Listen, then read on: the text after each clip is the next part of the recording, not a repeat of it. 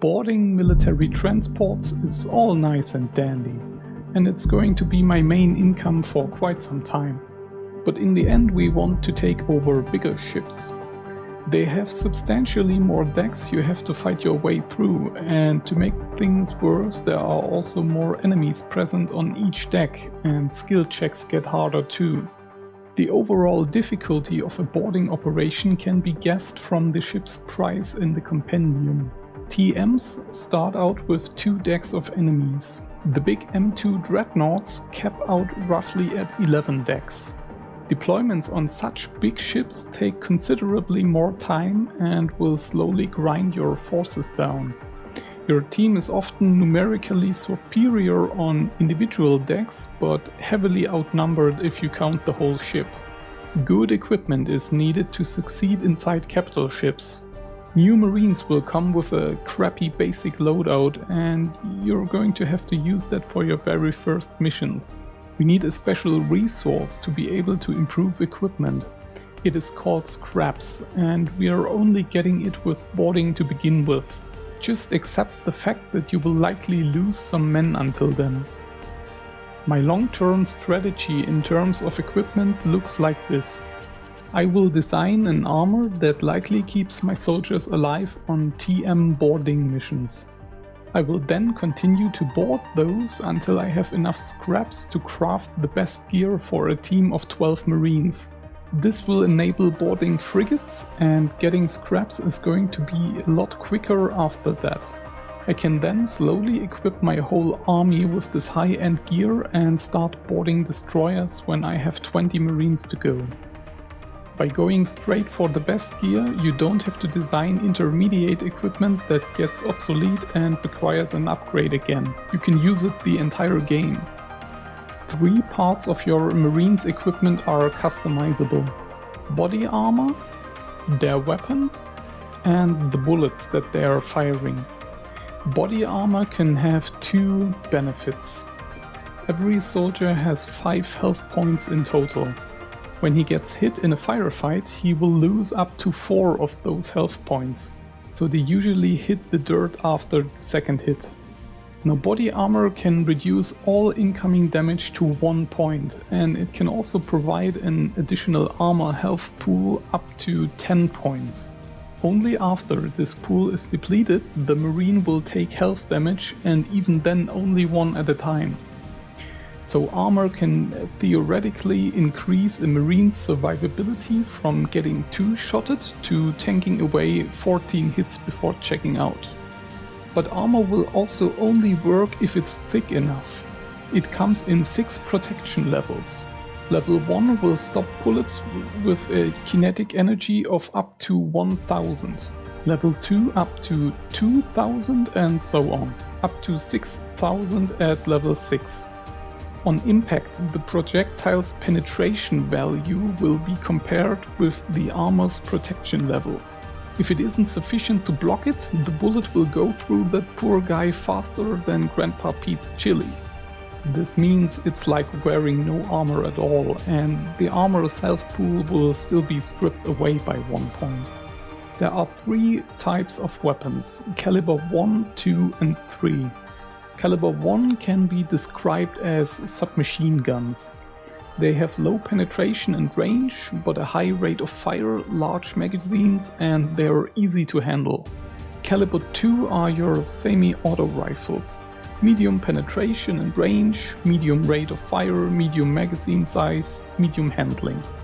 This is the best weapon class you can use on boarding missions, as it is the lightest weapon that can still penetrate the enemy's best armor with special ammo designs. Caliber 3 are like sniper rifles, the big and bulky ones. Long range, high penetration, slow to fire with frequent reloading due to small magazines, and poor handling. Caliber 3 will always penetrate any armor regardless of ammo type. These weapons are best suited for expeditions where your team can pick their targets at very long ranges. You will unlock this feature in the storyline. Don't use them on boarding operations, it will just nerf your Marines' ability to kill enemies quick and make them less effective. The cost in scraps goes up from caliber to caliber, but the damage does not. All 3 weapon classes can do up to 4 points of health damage. It's only far easier for the bigger weapons to bypass body armor and actually apply their damage properly. Otherwise it's always reduced to 1 and it also has to grind down the armor hit points first. Enemies use the same equipment system. There are 2 types of enemies, standard ones and elites. I'm under the impression that their quality doesn't scale much with bigger ship types and you only have to face more of them. The standard ones are your typical rookie recruit. They have lower fighting skill and use equipment of lower quality. Body armor protection class seems to go between 1 and 3 for these guys. They use caliber 1 weapons on capital ships. I have also seen them with caliber 2. Elite enemies often carry protection class 5 armor. They are frequently using sniper rifles and sometimes caliber 2. These guys will always stay dangerous to your marines. When a caliber 3 bullet hits, there is nothing to stop it. And one of your guys gets hit 2 or 3 times by an elite, it's usually over for him, regardless of his skill or armor. Fortunately they are rarer and boarding parties on bigger ships are larger too, so enemy fire is likely to spread out some more. With this knowledge we can already design our gear. What we need is an early game armor that will protect against hostile rookies. When your armor cannot stop their rookie fire, you're in trouble. Another one is going in with too heavy loadouts and therefore getting ambushed all the time. You're just setting yourself up for squad wipes this way. When their rookies use caliber 1 submachine guns, their penetration usually won't go over 1000, but they sometimes use special cartridges that give bonus penetration and can go slightly over 1000 in these cases. It doesn't happen very often, but I am going to board a lot of TMs and I have to take that into account.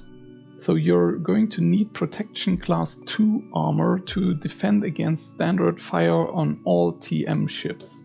We can't do much about the elites and are going to ignore them. Resistance determines the armor's health pool. I have cranked that to the maximum of 10 here, but as boarding TMs is way shorter, only 2 decks with enemies, you can probably take this down to 5 or 6 to save some resources and also be safe. This armor will be enough to keep everyone alive. The small amount of elites is not very likely to hit the same marine 2 times, and the rookies have to grind through your armor hit points all the time. Initiative determines who gets to shoot first and possibly closes the distance unnoticed to ambush the other side at optimal firing range. It's determined by your team's fighting skills, but also the armor and weapon handling stat. I'm always putting that to the maximum. It's not that expensive and very helpful nonetheless. We don't need to make an early game weapon or bullet design. The base ones will suffice if you get that armor on everyone. Now for the endgame equipment. You should craft it before boarding frigates and other cap ships. I didn't board many corvettes and straight up took on the big boys.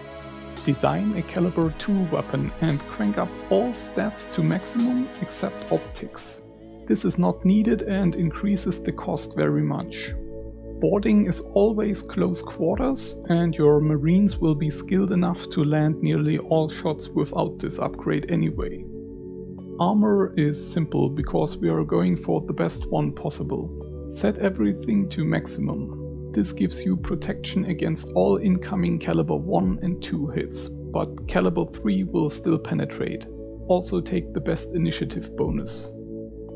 In the cartridge design, go for the highest values, but we are sacrificing some stopping power by adding 1 penetration. This small adjustment lifts the projectile force over 5000 and enables it to penetrate level 5 armor. Most elites will carry such an armor and being able to penetrate it is well worth it. Adding penetration makes it a little bit less likely to land shots with higher damage, but you will still do 2 to 3 damage most of the time, and this is enough to take out any enemy in 2 hits.